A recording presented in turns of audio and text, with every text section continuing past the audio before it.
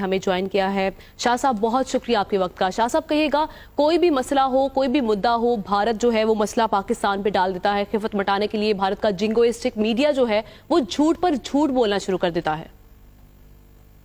देखिए, भारत का जो मीडिया है उसे भारत की सरकार इस्तेमाल कर रही है अपने जो दाखिली मसाइल हैं उस पर से तवज्जो हटाने के लिए। दाखिली सूरत हाल ये है कि जिस तरह नरेंद्र मोदी सरकार ने कोविड-19 को हैंडल किया है, जिस तरह उनकी मईशत इस वक्त बेपनाह दबाव का शिकार है, जिस तरह मकबूजा कश्मीर की सूरत हाल बिगड़ चुकी है इस हद तक कि कोई कश्मीरी उनके साथ खड़े होने के और उनके मौक़िफ़ की तायद करने के लिए तैयार नहीं है, जिस तरह उनकी रखना अंदाजी के बावजूद अल्हम्दुलिल्लाह अफगानिस्तान में अमन और इस्तेहकाम की तरफ पेशरफ्त का आगाज हो चुका है, दोहा का जो पीस एग्रीमेंट साइन हो चुका है, पाकिस्तान का किरदार तस्लीम हो चुका है, रिलीज ऑफ प्रिजनर्स का आगाज हो चुका है। उम्मीद की जाती है कि सीज फायर अगर बरकरार रहता है, जिसमें ये रखना अंदाजी और स्पॉइलर का रोल जरूर अदा करेंगे, तो फिर वहाँ एक इंट्रा अफगान डायलॉग का आगाज हो सकता है। तो इन सब चीजों से तवज्जो हटाने के लिए वो इस किस्म के नाटक रचाता रहता है। और अब लेटेस्ट उन्होंने कर दिया है लद्दाख की सूरत हाल। तो आप देख रहे हैं कि ये सूरत हाल जो आज स्टैंड ऑफ आपको दिखाई दे रहा है, इसका जिम्मेदार कौन है? उसका जिम्मेदार चीन तो है नहीं, उसका जिम्मेदार भारत है, भारत की सरकार है, उनकी पॉलिसीज है।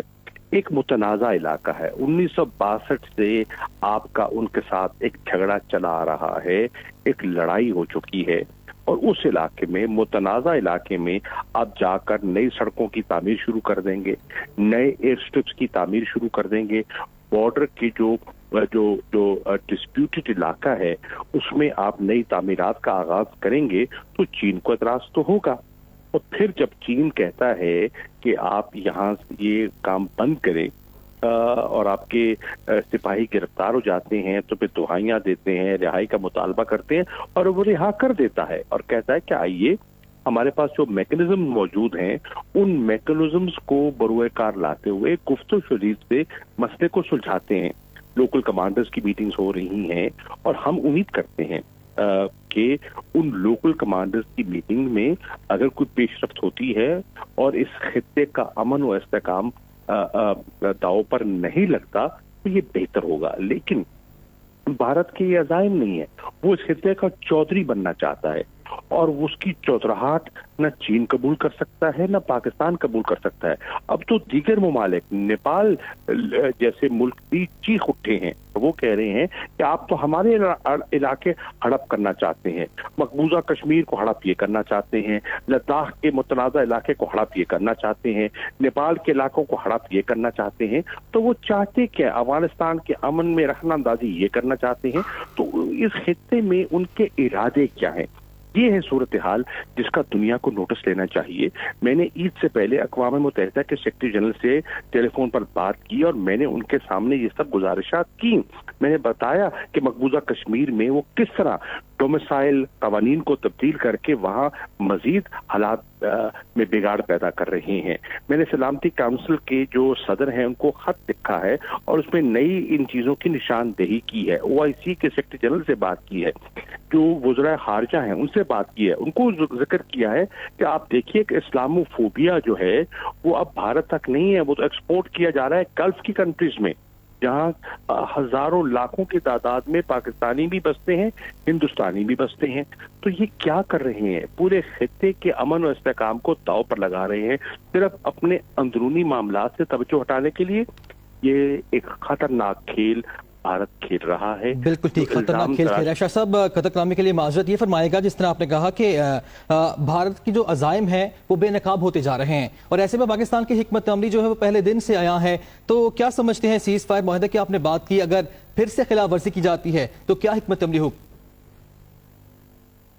देखिए, सीज फायर की वो मुसलसल खिलाफ वर्जियां कर रहे हैं हमने, और फिर हम पे इल्जाम भी लगा रहे हैं। हम पे इल्जाम क्या लगाते हैं? हम पे इल्जाम लगा रहे हैं कि पाकिस्तान के इलाके में, आज़ाद कश्मीर में लॉन्चिंग पैड्स हैं ہم ان لانچنگ پیڈ سے گھس بیٹھیے داخل کرتے ہیں ان کے علاقے میں جو آ کے دہشت گردی کرتے ہیں. ہم نے اس بحث کو ہمیشہ کے لیے دفن کرنے کے لیے ایک تجویز پیش کرتی ہے. میری رائے میں بہت معقول تجویز ہے اور دنیا اس پہ اگر غور کرے تو دنیا اس کی تائید کرے گی. ہماری تجویز یہ ہے کہ اس علاقے کو متنازع سمجھا جاتا ہے. اقوام متحدہ کی سلامتی کونسل کی قراردادیں موجود ہیں. آپ نے اپنے آبزرورز، اقوام متحدہ نے اپنے ملٹری آبزرورز تعینات کر رکھے ہیں بھارت میں بھی یا پاکستان میں. ہم دعوت دیتے ہیں اگر بھارت کے پاس ان لانچنگ پیڈز کوئی مصدقہ خبر ہے تو بتائے. ہم جو یو این کے جو آبزرورز ہیں وہ سیکرٹری جنرل ان کو حکم دیں، وہ جا کے دیکھ لیں، جا کے معائنہ کر لیں اور وہ بھی اپنے آبزرورز کو جانے دے، سری نگر سے باہر نکلنے دے اور وہاں کے جو حالات ہیں، جو انسانی حقوق کی پامالیاں ہو رہی ہیں، جو لوگوں پہ ظلم و ستم ہو رہا ہے، اس کی بھی رپورٹ لینے دے. تو دودھ کا دودھ پانی کا پانی ہو جائے گا. لیکن بھارت اس کے لیے بھی تیار نہیں ہوگا. بھارت دیکھیے، بھارت اپنی خفت مٹانے کے لیے اور اپنے اندرونی معاملات سے توجہ ہٹانے کے لیے ہر جارحانہ حرکت کے لیے تیار ہے. آپ نے دیکھا کہ کشمیر کا انہوں نے نقشہ تبدیل کر دیا.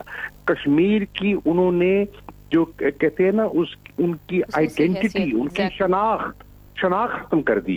کیا کشمیری قبول کریں گے؟ کیا پاکستان ان کی چودراہٹ قبول کرے گا؟ کیا چین ان کی چودراہٹ قبول کرے گا؟ ہرگز نہیں. ٹھیک، بالکل ٹھیک ہے. تو شاہ محمود قریشی صاحب بہت شکریہ آپ کی قیمتی وقت کا. شاہ محمود قریشی صاحب ہمارے ساتھ موجود تھے. انہوں نے کہا کہ بھارت کے پاس اگر کوئی اطلاعات حقیقت پر مبنی ہیں تو وہ اطلاع پاکستان کو دے، پاکستان مثبت جواب دے گا، پروپیگنڈا نہ کیا جائے. خبر کی دنیا